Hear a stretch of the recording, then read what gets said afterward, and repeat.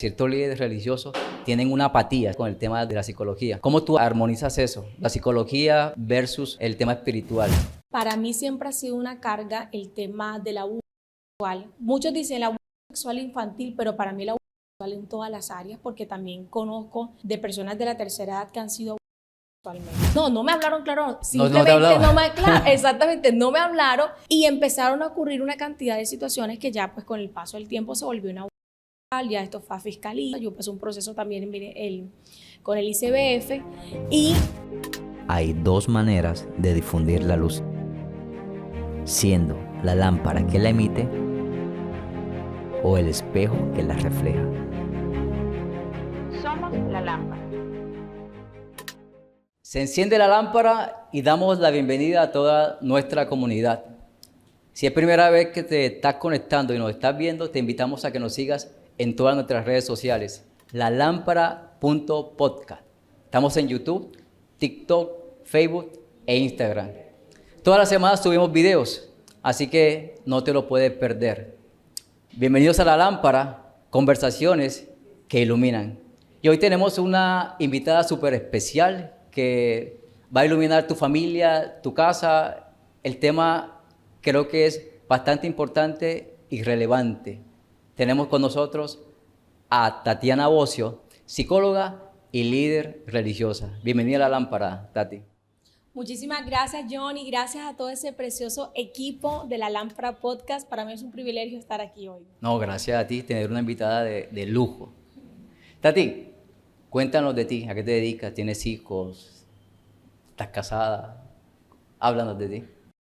Bueno, sí, tengo una preciosa familia, estoy casada, gracias a Dios, hace ya 14 años. Tenemos unos preciosos hijos, una nena y un niño. Y me dedico actualmente, soy psicóloga, me dedico a mi carrera profesional en terapia particular y además de eso también apoyo muchas comunidades en el término de conferencias y algunas organizaciones para impulsar todo lo que es la parte a los colaboradores, en la parte comercial, gestión, trabajo en equipo, etcétera. Y sirvo a Dios a través de una comunidad muy linda que el Señor nos ha permitido pastorear. Qué bien, qué bonito, qué hermosa labor. Gracias. Tu comunidad en el área, en tu parte laboral, es Sanar y Crecer. Sí, claro. ¿A qué se dedica Sanar y Crecer? Bueno, Sanar y Crecer es una organización que da herramientas integrales a diferentes personas que identifican que están pasando por algún proceso en el cual necesitan salud mental, es decir, un proceso de restauración, un proceso de sanidad, de transformación, en donde ayudamos a potencializar las habilidades sociales, comunicacionales y todo lo que son las competencias en generales de la persona. Las redes sociales de Sanar y Crecer. Bueno, estamos en Instagram como Sanar y Crecer y pueden ahí buscarnos, encontrar información que será de mucho valor para las personas que nos sigan. Ok. Tati, psicóloga, ¿verdad? Claro que psicóloga de profesión. Y qué curioso, nos comentaste que eres líder religiosa.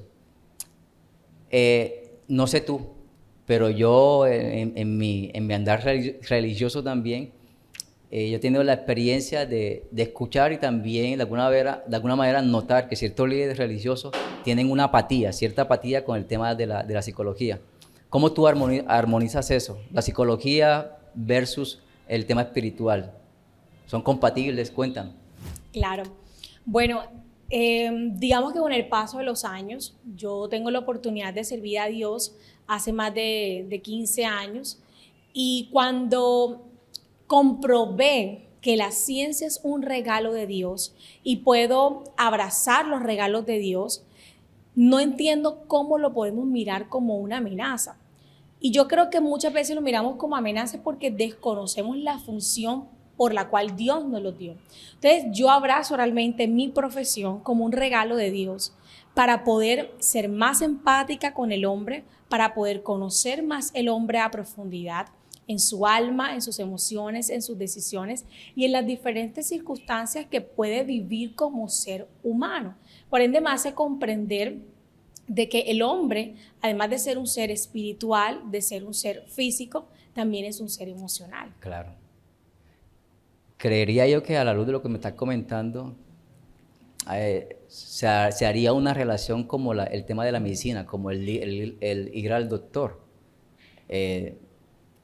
Creería yo también de que si por más religioso que tú seas, tú necesitas a un doctor por el tema del cuidado, por el tema de la prevención, y no cargas, en el mal sentido de la palabra, cargas a Dios diciéndole que te ayude a bajar de peso solamente por una oración. Tienes que ir al médico Claro. a que te ayuden. Más o menos esa es la idea de la psicología. Sí, tú preguntabas algo muy clave de cómo armonizar, de cómo Ajá. fusionar la psicología con la parte espiritual. Y es que la psicología es una herramienta. Cuando yo miro la medicina como un aspecto importante de mi vida para sanar, por ejemplo, una fractura, entonces yo también podré ver la psicología como una herramienta para sanar una parte de mi alma que tal vez no puedo solo comprender aún desde lo espiritual.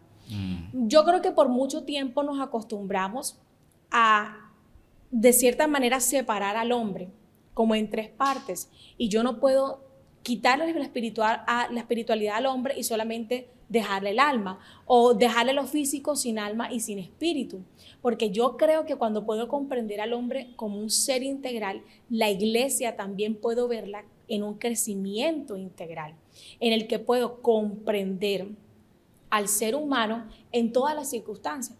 Es más, yo creo que cuando Dios coloca el aliento de vida en el hombre, dice la palabra que pasa a ser un ser viviente. La palabra ser, etimológicamente hablando, significa psique. Si no estoy mal, si mal no recuerdo. Y esta palabra nos habla de alma, es decir, donde se asientan las emociones, en donde se asientan los pensamientos. Es decir, si Dios desde la creación le dio una importancia al pensamiento del hombre, al alma del hombre, ¿por qué nosotros le debemos de quitarle importancia? Ahora bien, no quitándole la importancia a la espiritualidad, porque es la base, pero tampoco quitándole la importancia al alma, porque también marca el rumbo de las decisiones del hombre. Entonces pienso que cuando podemos hacer como un poco más de conciencia de esa parte emocional en el hombre, podemos comprender un poquito más. Es más, yo creo que te puedo entender más a ti desde la parte empática a principio que solo desde la parte espiritual. ¿Cómo así? No te entiendo. Yo me puedo sentar contigo y tú me puedes decir, sabes, Tati, yo me he sentido triste porque vengo pasado esta situación, y yo te puedo decir, pero ven acá, John, la palabra de Dios dice que Él cambia nuestro lamento en gozo. Ajá. Ahora, yo debo aprender de que si tú me estás diciendo, mi ahora es tristeza, Dios también me dice, lloren con los que lloran. Entonces yo también puedo en ese momento ser empática contigo porque entiendo de que hay una emoción que tú necesitas sacar de ti. Yo creo que así podemos fusionar o armonizar el tema espiritual con el tema de la psicología. Ok. Entonces, a la luz de lo que estás diciendo, yo podría concluir de que el problema está en sacar a Dios de la psicología. O sea, creería que ahí radicaría el problema. Exacto, o darle más protagonismo a la ciencia que al Dios de la ciencia. Ok, perfecto. Tati, entremos en un tema mucho más profundo. A la mayoría de los invitados les preguntamos cuál es la carga por tu ciudad, cuál es tu mayor dolor por esta ciudad. Ok, bueno, a carácter muy personal, Claro. Para mí siempre ha sido una carga el tema del abuso infantil. Muchos dicen el abuso infantil, pero para mí el abuso en todas las áreas, porque también conozco de casos de personas de la tercera edad que han sido abusadas. Y creo que es hoy en día un factor de alerta, no solo en Cartagena, sino pues en todos los municipios aledaños. Pero puntualmente en Cartagena creo que hoy estamos ya en niveles en donde es necesario hacer una intervención desde la parte general, pero también intensiva en los diferentes, digamos, esferas de gobierno, instituciones educativas, poder fomentar el cuidado en cuanto al tema del abuso en todas las esferas posibles. Ok, ¿tienes alguna estadística? Me contaba que hay algunas estadísticas especiales como para informar más a a la comunidad. Sí, claro, nosotros, por ejemplo, para el 2019 hubo un incremento del 57.9% en el tema de la... Eso actualmente ya ha superado los rangos del 65-70%. Hablándote de Bolívar, hay unos índices bastante altos. Yo tuve la oportunidad de trabajar en diferentes municipios en donde los casos, te hablo de casos ya muy personales que llegaban a mí, eran de niñas en estado de embarazo en 12, 13, 14 años, que los profesores no sabían qué hacer en los planteles educativos porque cuando querían ver ya la niña estaba embarazada. Entonces yo les preguntaba, pero ¿cuál es el paso a paso? O sea, ¿qué pasó antes de todo esto? Porque sabemos que este tipo de desconocimiento en el tema viene de casa. Esto viene de casa, no es culpa del profesor, no es culpa del rector, realmente viene de casa. Entonces, hay una alerta, yo creo que desde el núcleo familiar en el que tenemos que intervenir frente a este flagelo, lo que es el abuso. Bueno, que esas son digamos que las causas, lo que está en la punta del iceberg. Pero ¿cómo se previene? O más bien, no, esa no es la pregunta principal. Yo te iba a hacer una pregunta antes de esa. ¿Cuál es el contexto o el caldo de cultivo en donde se puede gestar la idea de que un niño o un adolescente sea mucho más vulnerable en el tema de la... Esa pregunta me la han hecho muchas veces. Ajá. Y yo creo que como profesional en el área de la salud, siempre digo, todos los lugares pueden ser un blanco para... Hace un tiempo tuvimos aquí, me reservo el nombre, el caso de un centro comercial en donde era muy usual, decían algunos padres, que sus hijos iban solos al baño, cosa que no debe suceder, por ejemplo, pero la confianza de un papá en que solamente su hijo va al baño, un niño de 10, 12, 8 años, y cuando venía corriendo asustado porque había un hombre que había entrado, por ejemplo, al baño de las niñas detrás de una niña. Entonces, tú dices, pero ¿cómo un centro comercial? Un centro comercial. ¿Cómo en una iglesia? ¿Por qué? Porque muchas veces, como en casa, no establecemos tal vez el fundamento de la confianza y de saber hablar con nuestros hijos, creemos que hay lugares que podemos simplemente sacar de las opciones. Y para mí, yo creo que todos los lugares pueden ser un blanco para cualquier tipo de abuso. Sí, recién tú me recordaste que en el Transcaribe hubo un caso un caso parecido, aquí en el Transcaribe. Bueno, ahora en Bogotá aún ha habido muchos más casos con ese tema, aún en los medios de transporte. Sí, claro. Es bastante engorroso. O sea, tú dices, pero ¿cómo es posible? O sea, ¿dónde estoy seguro?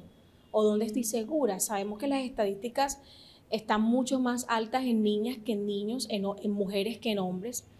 Sin embargo, ya hoy en día las estadísticas nos están diciendo que no importa el contexto ni dónde estés, puedes ser víctima. Entonces, ahí hay un tema que tratar y es cómo blindamos nosotros a nuestros hijos desde pequeños. Cuando nosotros estuvimos hablando previo a esta entrevista, tú me habías comentado sobre el tema económico. Si bien todos los contextos sociales aún de lugares son blancos, podrían ser blancos para un acto de abuso.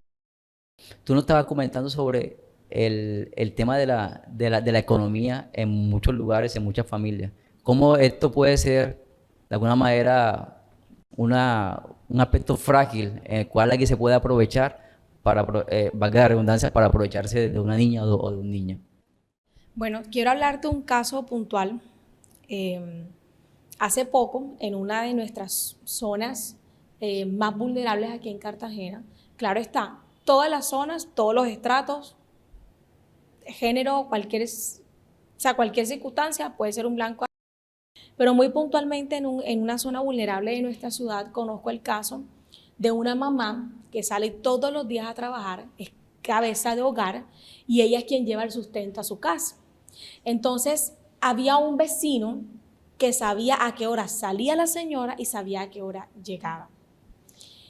Y eso fue por meses, porque ahora el abogado tiene un perfil en donde te empieza a estudiar cuáles son tus puntos débiles. Sí, tiene como una especie de radar. En qué momento, exacto, en qué momento tú estás sola, en qué momento estás acompañado, en qué sabes, qué no sabes y por dónde puede entrar.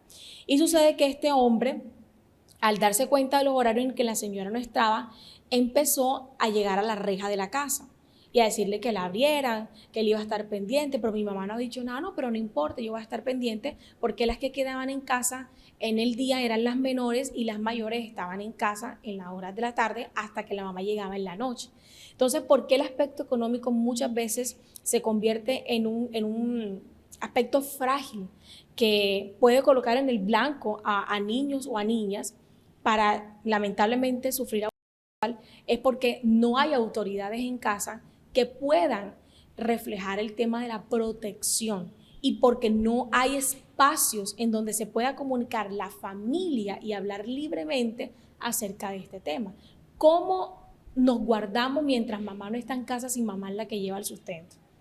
¿O cómo nos guardamos si papá es el que lleva el sustento y papá es el que está de pronto al frente de la familia? Entonces, por eso el factor económico se puede volver. Ahora, también se puede volver un tema en el que también he tenido casos así. He llegado a escuelas en donde sé que la niña tiene una relación con una persona de 18, 20, 25 años porque le da ropa nueva, por ejemplo, y ahí no estamos viendo solamente un caso de abuso, sino un caso de abuso psicológico, abuso verbal y una cantidad de factores que le están denigrando el autoestima a esta niña. ¿Pero por qué? Porque la causa es una necesidad económica, lo que lamentablemente no se está llenando en casa, pero que no debería llenar una persona de afuera. Bueno, entonces te pregunto, ¿cuál sería la forma de blindar a nuestros hijos para protegerlos acerca de estos temas? Yo creo que es fundamental establecer lazos de confianza que puedan transmitir seguridad. Nosotros sabemos que, coloquialmente hablando, le cambiamos nombres hasta los genitales. Al no le decimos pene, sino el pitico, la cosita, el secretico, una cantidad de nombres que tu hijo, a sí mismo, en la calle, cuando un extraño le hable y le diga, quiero mostrarte un secretico, alguito, él lo va a relacionar. Pero cuando tú le hablas a tu hijo del nombre en concreto que tiene sus genitales, las partes de su cuerpo, él va a saber que esa área no se toca. Pero no lo vas a, yo siempre recomiendo no hacerlo desde el temor. Eso no se toca, de eso no se habla, eso no lo mires. Porque sabemos que las sensaciones en los niños y en las niñas son diferentes, porque son seres humanos totalmente distintos. Entonces, yo creo que el vínculo de la confianza, afirmar la autoestima de los niños, la identidad de los niños, va a establecer un aspecto de seguridad en donde otra persona, ojo, no solo externa, sino también interna al vínculo familiar, no pueda pasar los límites y pueda decir tu hijo o tu hija, respeta porque sé lo que quieres hacer y puedo defenderme diciéndote que no. Entonces, yo creo que el vínculo de la comunicación, de la confianza y de la seguridad es muy importante. Y allí no estamos hablando de términos sexuales, porque un niño de 2 y 3 añitos no me va a entender. Pero cuando yo le hablo claro de las áreas de su cuerpo, de las partes de su cuerpo, él va a poder saber decirme a mí qué le dijeron y qué área de su cuerpo tal vez quiso ser vulnerada. Y bueno, tú hablabas acerca de que hay gente o hay padres que lo hablan desde el punto de vista del temor y del miedo, pero peor aún, hay padres que no lo comentan. Por lo menos te hablo un poco de mi historia. Yo vengo de un hogar en el que mi papá y mi mamá nunca me hablaron de la sexualidad. Y eso yo creo que fue un detonante para que, por ejemplo, cuando yo iba a jugar a la casa de mi vecina, su hermano mayor de 17 años empezara a tener ciertas conductas conmigo que no debía tener. Él se desnudaba delante de mí, me mostraba fotografías, se mostraba delante de mí. y empezaba a tener ciertas prácticas sexuales en las que yo decía, bueno, si mi papá se desnuda delante de mí, mi mamá también, o mis hermanos lo hacen, ¿qué pasa si lo hace un vecino? Es la persona que vive a mi lado. O sea, nunca yo te lo- no conocía el límite. O sea, exactamente, no te hablaron claro de... Exactamente. No me hablaron claro. No te Simplemente hablaban. claro, exactamente, no me hablaron y empezaron a ocurrir una cantidad de situaciones que ya pues con el paso del tiempo se volvió una...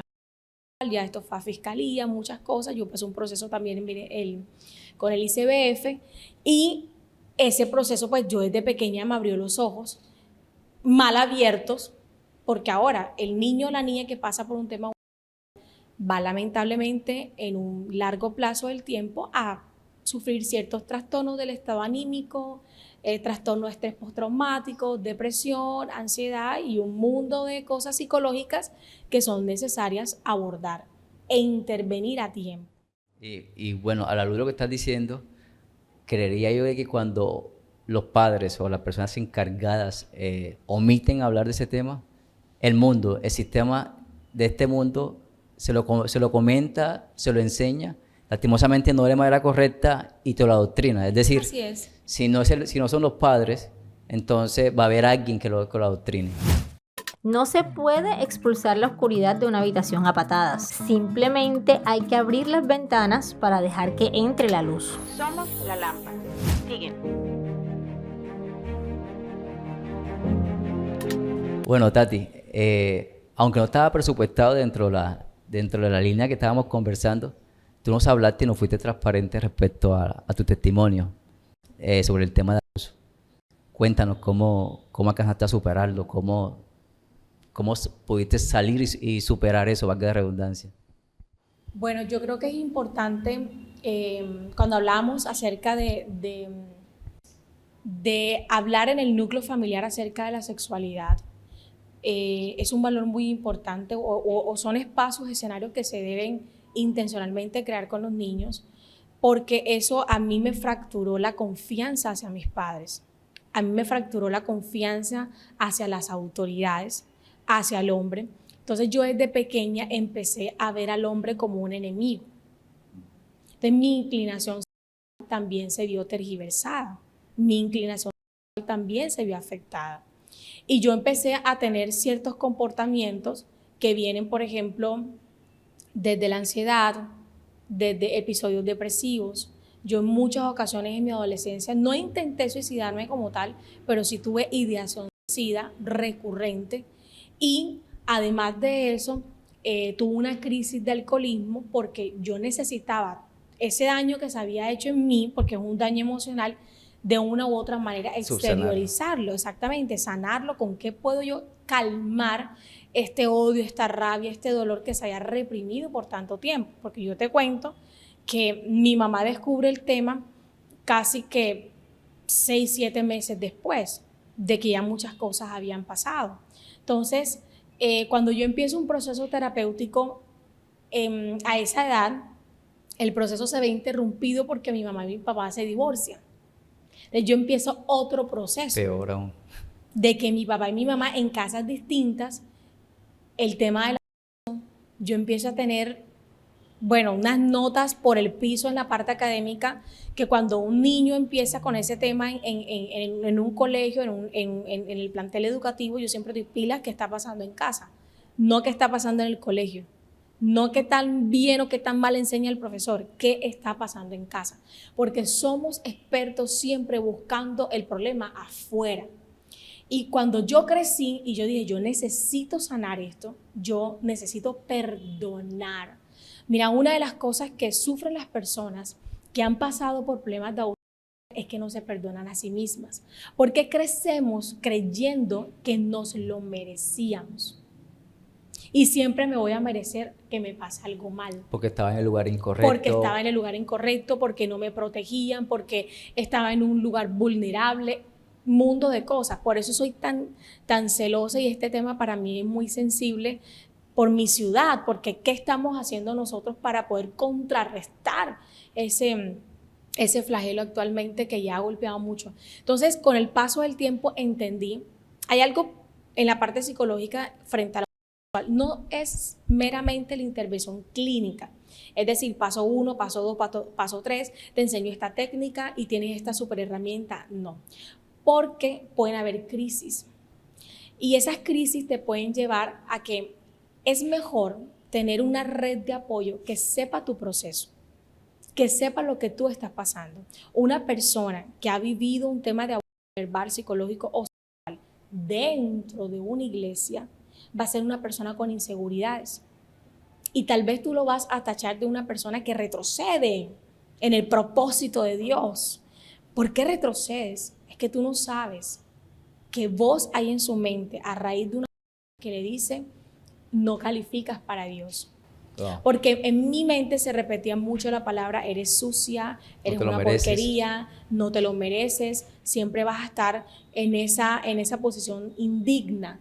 Entonces, sacar tu mente de ese lugar oscuro inicia con el perdón, pero también inicia con un acompañamiento muy importante. Para mí, algo que me ayudó a superar todas esas voces y todo lo que eso causó en mí fue tener un acompañamiento psicológico. Sí lo tuve ya en mi adolescencia. Mi mamá ya no hallaba qué hacer. Yo vivía, yo pues salía de mi casa a las 5 o 6 de la tarde y llegaba al día siguiente a las 4 y 5 de la mañana. Me llevaban los vigilantes a la puerta de mi casa. Yo vomitaba, quién sabe qué cantidad de locura. Llegaba a la puerta de mi casa mal. Y te regañaba y corregían los síntomas. Y mi mamá me correteaba por toda la casa a darme cachetadas porque yo llegaba borracha. Y ella no sabía qué hacer ya conmigo. Y un día le dije, si tú quieres que yo reciba una ayuda, me la traes a la casa. No voy a ir más donde un psicólogo. Me conocía a todos los psicólogos de Cartagena.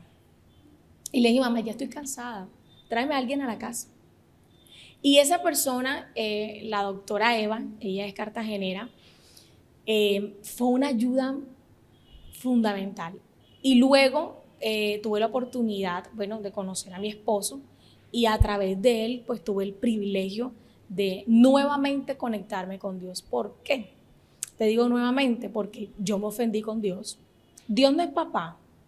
Dios no protege. Entonces entendí que las personas que llegan a la iglesia y han sufrido una están ofendidas con Dios. Y cómo nosotros como iglesia podemos manifestar de que Dios no tuvo lío con lo que te pasó, pero que sí tiene ganas de sanarte. Wow. Entonces, muchas veces esas personas que han pasado por temas han tenido una ofensa con Dios y yo he estado ofendida con Dios, no solo por el abuso, porque muy pequeña dibujé a mi familia en una iglesia, teniendo 6, 7 años, ya estaba siendo abusada. Y no me importaba porque no sabía que era malo. O sea, yo estaba haciendo, yo no sabía que yo estaba haciendo. Pero cuando mi papá y mi mamá se divorcian, yo me ofendí mucho con Dios. Entonces, claro, cuando ya llego a la iglesia, yo le digo, bueno, ahora tienes que solucionar 2 chicharrones en mi corazón. Estoy ofendida contigo por el abuso, estoy ofendida contigo porque mi papá se divorciaron. Entonces, en fin, pues para no alargarte mucho la historia, creo que el acompañamiento fue fundamental. Encontrar una persona que me entendiera, encontrar una persona que me escuchara sin juzgarme.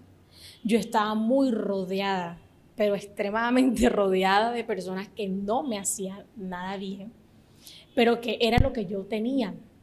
Yo tenía muchos vacíos y buscaba personas también vacías. Entonces yo tenía carencias y buscaba personas que no saben ni qué querían de su vida. Entonces yo encontré en el cigarrillo, en la marihuana, en el alcohol, cómo drenar todo lo que en mi alma estaba.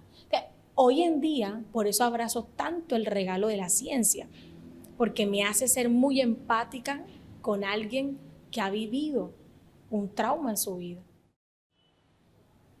Es un testimonio muy conmovedor, es hermoso, sin desestimar lo doloroso que creo que fue. Eres un milagro, creo Dios. Eres un milagro. Así es. Un milagro de la misma gracia del Señor. Eres un milagro. Totalmente. Lastimosamente hay algunos que no corrieron con la misma suerte y bendición que la tuya y que de alguna manera no pudieron superarlo. En las noticias por las redes sociales para nadie es un secreto de que el cantante Jota, que bueno, ya está súper declarado en su concepto LGTBI, él recientemente confesó precisamente de que fue cuando daba niño, en un ambiente, un contexto religioso. O sea, palabras más, palabras menos, es alguien que entró a su casa en confianza. Nadie, en la mayoría de los casos, piensa que alguien que tiene hasta cierto punto, o digo entre comillas, temor del Señor, vaya a entrar a perjudicar a alguien en ese aspecto. En ese orden de ideas, te quiero preguntar, aún dentro de las iglesias o en el contexto de familias cristianas, ¿cómo se pueden proteger? O sea, ¿qué consejo les das tú a los padres y a los líderes de iglesia? Bueno, a los padres yo creo que hemos hablado de establecer esos espacios en casa. No esperes que la iglesia eduque a tus hijos. Eso es tu responsabilidad como papá, porque la palabra dice, instruye al niño para que cuando fuese grande no se aparte del camino. Y eso no es una tarea de la iglesia, eso es una tarea del papá y de la mamá. Entonces, muchas veces esperamos de que en la iglesia se le enseñe a nuestros hijos a protegerse de ambientes o de lugares o de personas, que en casa es donde se debe afianzar esa parte de la confianza, de la autoestima, de la identidad que ya hemos hablado. Número 1, ese es mi consejo para los padres, saca el tiempo. O sea, así como hay un espacio para hacer un devocional, para convertirnos en seres más espirituales, también hay un espacio dentro de la misma espiritualidad en la que tú puedes afirmar la imagen de tus hijos, el diseño de Dios sobre tus hijos. ¿Por qué Josué, cuando va a empezar esta gran labor de llevar al pueblo a la conquista, él automáticamente en su recelo personal dijo, esperen un momento, yo no sé ustedes, pero mi casa y yo? O sea, esa expresión la hemos utilizado por muchos años y nos vamos mucho al término ministerial, a lo que es la asignación, como que es solo espiritual. Ajá. Pero el hombre dijo, yo hago un cerco, yo pongo límites de que lo que está afuera, de lo que se crea afuera, de lo que ustedes adoran y hacen, en mi casa no. Entonces, ¿por qué si somos celosos en un tema de altar, en un tema espiritual, de fomentar esos espacios? ¿Por qué no también no lo somos para decirle a nuestro? Yo tengo una frase con mis hijos, más que todo con el pequeño, y yo le digo a él, Juan Pablo y Isabela son, y él dice, lo más importante de papá y mamá. Ah, qué bacano. Entonces, no son solamente el real sacerdocio, Nación Santa, porque todavía no lo entiende en su lenguaje. Él en su lenguaje no sabe qué es real sacerdocio. Él en su lenguaje sabe que si es importante, mamá no le va a negar un regalo, papá no le va a negar un helado, o lo que le gusta a él. Ahora, o sea, el tema de la paternidad juega un papel fundamental, de la verdadera paternidad. Y en cuanto a iglesia, yo creo que también se deben fomentar espacios en donde se hable no solo desde la parte de la seguridad, sino también desde la parte legislativa, porque desconocer muchas veces lo que es pasar la ley, ¿verdad? Ha pasado en muchas ocasiones de que mamás dejan a sus hijos, por ejemplo, en cuidado, niños pequeñitos en cuidado de docentes. Entonces el niño se hizo popó, entonces el niño se hizo chichi y lo está limpiando, va al baño, hace su necesidad y lo está limpiando la docente o lo está limpiando el profesor. Entonces en ese contacto físico hay que tener mucho cuidado, porque no sabemos cómo lo están interpretando otros niños, cómo lo repiten, y el niño salga del salón diciendo, el profesor me tocó. Y eso se puede convertir entonces en un lío muy grande. Entonces, ¿por qué como iglesia no hacemos de armas tomar, de establecer límites que puedan proteger? ¿Recuerdas que hablábamos antes y te decían, somos muy reactivos. Suceden las cosas y tomamos cartas en los asuntos. No, hagámoslo antes. Como iglesia debemos conocer cuáles son las leyes que amparan a los niños y que por desconocimiento podemos estar infringiendo esa ley y lamentablemente tener un problema. Tú hablas con una palabra clave que es reactivo. Y en el episodio pasado con Donny, precisamente estamos hablando acerca de que nuestra cultura, no solamente costeña ni colombiana, más bien latinoamericana, nuestra tendencia es a reaccionar. Uno de los casos es, por ejemplo, ¿recuerdas la campaña del movimiento con con mis hijos no te metas? Bueno, para mí es bueno eso, la verdad, o sea, no le veo malo, simplemente Claro. que de alguna manera indirecta manifiesta lo reactivo que somos nosotros, y lo he escuchado a alguien decir con mucha sabiduría: si no quieres que se metan con tus hijos, métete con tus hijos. En el sentido, Claro. del juego de palabras de, hey, ten conversas con tus Así hijos. es. Agustín Laje y otras personas lo han descrito como el antivirus, es decir, mete un virus controlado en esas conversaciones, Así que más es. o menos es lo que alcanzo a entenderte respecto al tema de que, hey, no seas reactivo, más bien sé propositivo antes que venga el mundo a consumir a tus hijos. Claro. Fíjate que cuando hablamos el caso de Jota, de hablar de toda esta situación tan dura, porque es que ahora estamos señalando en quién él se convirtió. Y yo no soy partidaria, y te lo digo muy a carácter personal, de mirar la consecuencia. Ujú. Porque si yo me enfoco en la consecuencia, me voy a enfocar en el problema y no me voy a enfocar ni en la causa ni en la solución. Ahora, con eso no estoy diciendo que él se va a volver a convertir en hombre, porque creo que eso es algo muy independiente de él con Dios. Sin embargo, eso nos habla de que hay una alerta a nivel mundial de muchas iglesias que han pasado y que nosotros conocemos, iglesias prominentes a nivel mundial que han pasado por situaciones que han preferido tapar pues con pañitos de agua tibia porque no ha habido de pronto una intervención legal, que llegará un momento en donde eso será así.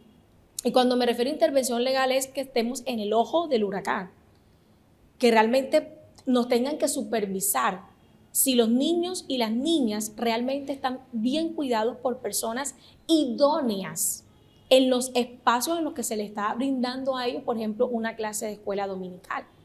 Entonces, en ese aspecto es muy importante. Hay papás que llevan me voy a reservar el nombre de la iglesia.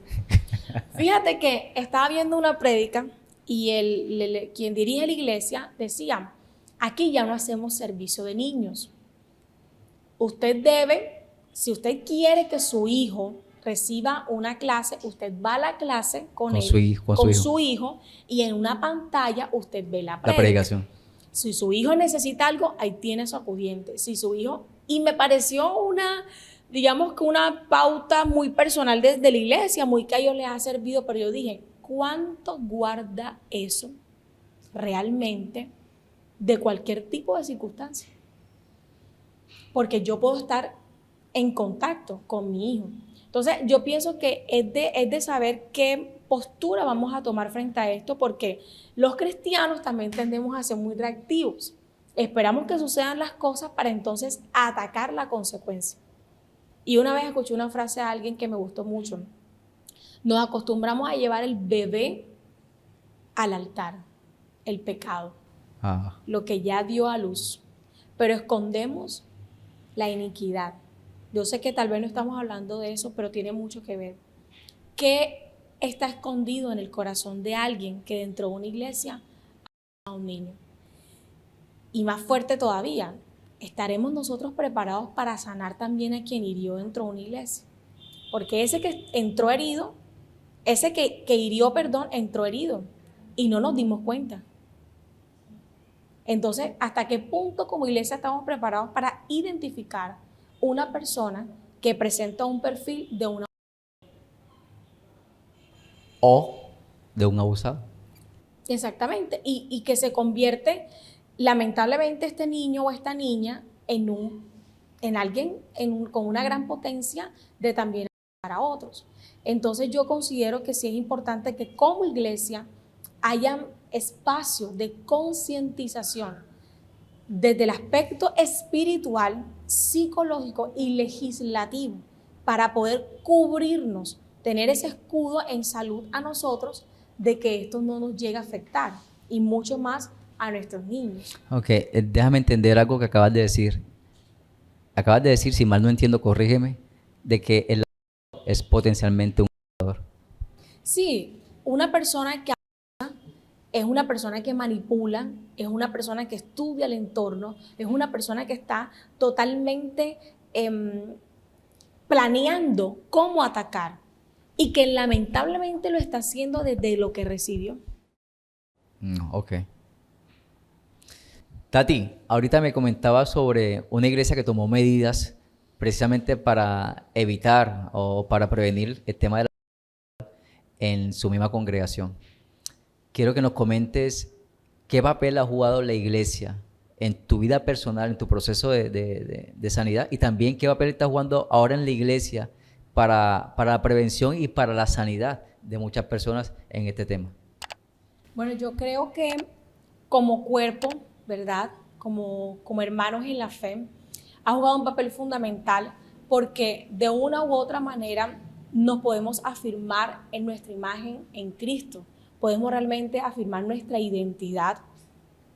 Y yo creo que la iglesia es una columna, se vuelve una columna en tu vida porque puede llevarte a vivir el propósito. Y no solamente la iglesia como las cuatro paredes, sino esa comunidad que te impulsa realmente a vivir el propósito por el cual Dios te ha colocado en la tierra. Yo creo que pude descubrir mi propósito de llevar sanidad al corazón de otras personas, de llevar restauración, realmente fue porque pude sentir el abrazo de otras personas que dijeron, pese a todo lo que viviste, estamos en una comunidad donde Dios nos recibió tal cual como llegamos y pudimos levantarnos los unos a los otros. Y actualmente llevo el trabajo no solamente desde la parte profesional, sino desde la parte en la iglesia, a personas que muy puntualmente han vivido diferentes tipos de trauma, de experiencias tal vez que han marcado mucho su corazón y que a través de la iglesia hemos podido servir y llevar un proceso también de restauración. Y qué paradójico, o sea, tu dolor se ha convertido en tu propósito, parte de tu propósito aquí. No, y no solamente creería yo que aquí en Cartagena y en Colombia hay movimientos, aparte de iglesias, hay movimientos que están colaborando para este tema. Así que la iglesia no se esconde, solamente que hay que reconocer algo. La intención de la iglesia no es mostrar números, no es mostrar, hemos sanado a tantas personas, hemos restaurado a tantas personas, porque de alguna manera sería contrario al espíritu humilde que ellos manejan. Sin embargo, mucha gente tiene que entender el papel de la iglesia en este proceso de sanidad con personas que han sido... La iglesia ilumina y sigue siendo relevante. Así es, John, totalmente. Yo creo que a través de la comunidad nosotros podemos afianzar y podemos también afirmar a las personas que en algún momento afuera fueron vulneradas y no encontraron de pronto ni en su misma familia el apoyo que necesitaban para poder salir adelante. Cuando yo inicio a servirle a Dios, luego de todos estos episodios de mi vida, yo encontré en el servir a Dios sanidad. A través de servir a Dios pude encontrar sanidad para mi corazón y a través del servir a otras personas, porque tú siempre vas a trabajar para la gente. A veces creemos, no, todo lo haces por Dios, sí, lo haces por la gente que Dios ama. Entonces entiendes de que ese propósito por el cual Dios te ha colocado en un lugar también es para propósito de otras personas. Que bueno, yo creería que al igual que tú también hay muchas personas que están viviendo su propósito con su dolor. Así que motivamos, al mismo tiempo, primero que todo felicitamos a aquellos movimientos y a aquellas iglesias que de alguna manera están participando directa o indirectamente en el proceso de sanidad interior de este tipo de personas que han sido. Y si el Señor, si te sientes motivado para de alguna manera participar en tu propósito o más bien, o si has sufrido, hay un propósito para ti. Hay un propósito para ti y qué bueno que te acerques al Señor. Él te puede restaurar. Tati, hasta aquí la conversación ha sido muy buena,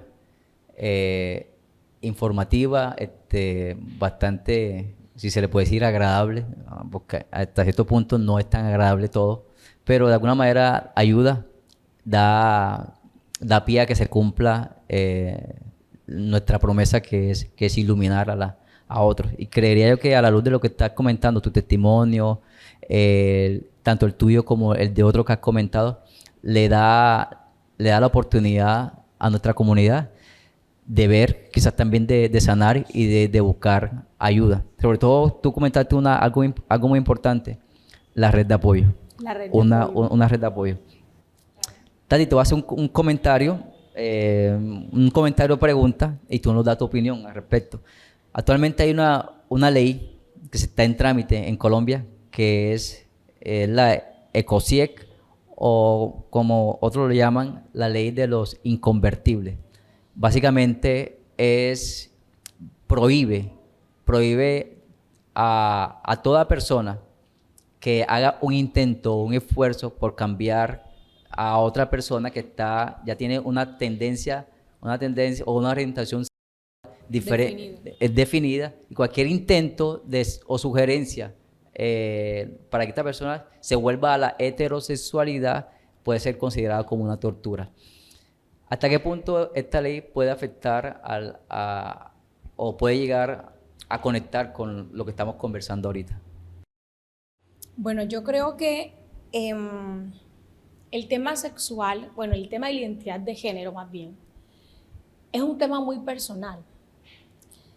Y es un tema, cuando me refiero a personal, es que yo puedo hablar con una persona de cualquier género, una persona que se considere lesbiana, homosexual, transexual, etc. Y yo creo que existen palabras que nos pueden decir a nosotros cuando una persona definitivamente está insegura o inseguro de que esa no es su identidad. Está pasando tal vez por un momento de su vida en el que por diferentes circunstancias pasadas se ve como en la posición de buscar a alguien de su mismo sexo o de tener relaciones con diferentes personas, etc. Pero cuando ya una persona tiene su identidad definida y tal vez tu expresión es decirle, ¿sabes? No es que cambies de género, no es que cambies de identidad. Es mirar por qué a mí me nace decirte que tal vez eso esté mal. ¿Qué estoy viendo yo en ti? Ahora, conocemos, en estos momentos no te podría decir, pero si hay unos índices elevados de suicidio en las personas de la comunidad LGTBIQ+. Entonces yo creo que eso nos habla de que no es que te queremos cambiar o convertirte en alguien que tú no quieres, es porque no podemos mirar qué es lo que de raíz te está afectando emocionalmente y podemos involucrarnos en un proceso de sanidad en donde tal vez la finalidad no sea que conviertas tu género. A mí me ha pasado algunas veces que me han preguntado, ¿y si una persona te pide terapia para sanar algo de su pasado, pero no necesariamente para convertir su género, tú lo harías? Yo claro que sí. Yo estoy abierta totalmente a acompañarte en un proceso de sanidad, a escucharte, a llevarte a un proceso de restauración y a brindarte las herramientas, porque creo que como ser individual tienes la posición y el derecho de identificarte en el género que tú decidiste hacerlo. ¿Por qué? Porque este tema no es nuevo. Nosotros sabemos a nivel bíblico de que el tema de la parte sexual o de tal vez lo que Dios en su palabra no establece como algo sano, viene desde hace muchos años atrás. Entonces, yo creo que en definición a lo que me estás preguntando sobre esta ley, yo abordaría lo que a esa persona le incomoda. ¿Sabes? Yo te veo triste. ¿Sabes? Yo te veo desanimado, desanimada. No necesariamente preguntarle si la causa, porque ahí es donde te digo yo, la causa de que la persona está así tal vez será la definición de género. ¿Será que yo me quiero involucrar, ayudarte en un problema que tú tienes por el género que decidiste tener? Yo creo que no.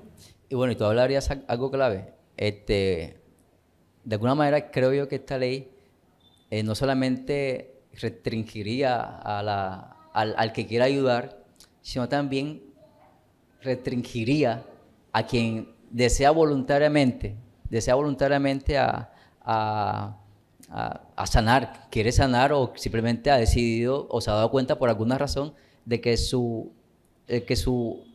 heterosexualidad debe ser sana, debe ser la correcta, y que bueno, de alguna manera creo que aunque es un tema que estamos tocando por encima, sería bueno que algún día lo tratáramos a fondo si nuestra comunidad claro. desea que nosotros profundicemos en este tema de esta ley en especial de COSIEC, que se está llevando a cabo como un proyecto aquí en Colombia.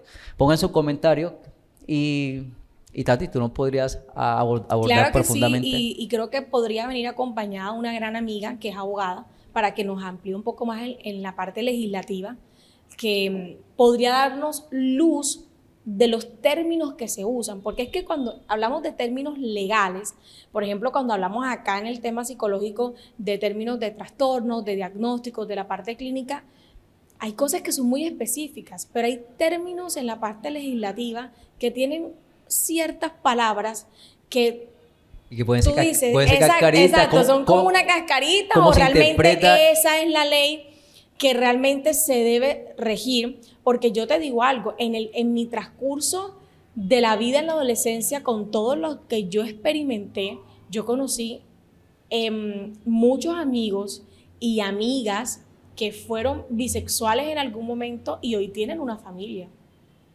Wow, Si esa ley hubiese estado en ese momento, no tuviese familia. tal vez ella hubiese dicho, mejor no tengo una familia, pero realmente, ¿qué te llevó a tener una familia? Que muy probablemente pudiste sanar la causa que te llevó a creer que una familia, que tú no merecías una familia. Con eso no estamos encerrando en un todo, pero sí yo creo que es importante esclarecer que hay personas que pueden tomar la decisión voluntaria, individual, de decir, yo creo que he decidido pues ya no ser más bisexual, o no ser más lesbiana, o no ser más transexual, y quiero experimentar ahora esa heterosexualidad con la que creo que me puedo definir. Pero todo para mí es como un tema más de las causas, más de lo que estás viviendo en tu vida, que solamente la identidad de género. Ok, qué genial. Tati, creo que te vamos a tener acá muy pronto en otras oportunidades. Claro que sí, con mucho gusto. Te vas a convertir en la invitada de la casa. Y por ahí hay otro tema pendiente de salud mental. Así que te vamos a tener periódicamente por acá. Claro que sí. Tati, gracias por estar con nosotros, gracias por participar, por brindar tus conocimientos para iluminar en esta conversación. No, gracias a ti, John, por la invitación, gracias a este precioso equipo. La verdad es que ha sido un tiempo súper ameno, un tema que a mí me apasiona muchísimo, podría durar horas hablando acerca de este tema y creo que es fundamental, creo que es una de las columnas que hoy necesitamos en nuestra sociedad, ser más empáticos, y comprender al otro también desde la humanidad. Ok. Gracias, Tati. Gracias a aquellos que se conectaron, que se vieron todo el video, aquellos que lo saltaron hasta este momento. Gracias. Y si este video ha sido de edificación para tu vida, compártelo con otras personas. Envíaselo a otras personas que creen que le pueden ayudar. Así que repostéalo a que Cartagena, Colombia se ilumine a través de este medio. Ya sabes, síguenos en nuestras redes sociales, lalámpara.podcast, en YouTube, en Instagram, en Facebook y en TikTok. Así que nos vemos en un próximo episodio con invitados especiales. La Lámpara, conversaciones que iluminan. Chao, chao. Somos La Lámpara. Síguenos.